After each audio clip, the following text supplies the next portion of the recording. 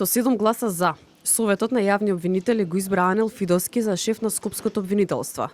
На седницата на Советот, членката Маријана Илиевска рече дека тој поседува авторитет и покажал подготвеност за примена на современи стандарди и практики во обвинителската работа.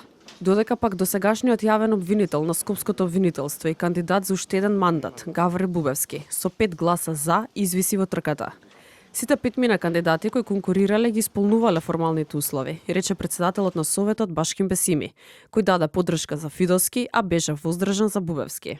Доби поддршката од Советот и ние ќе го поддржиме до крај. Избраниот фактички во интервју покажа добри резултати и заради тоа никој што не ценеше дека треба да му се даде шанса.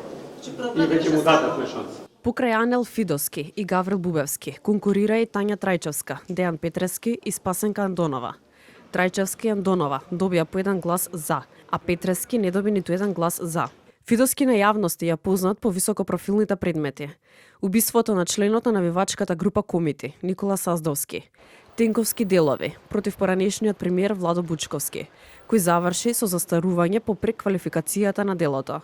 Пред неколку години Хелснишки комитет реагираше и за случајот за малата Тамара, затоа што при завршените зборови јавниот обвинител Фидоски направил правна преквалификација, односно се откажа од кривичното гонење за директорите на Фондот за здравствено осигурување на Македонија и председателката на управниот одбор на фондот, затоа што според него истите немале кривична одговорност како службени и одговорни лица.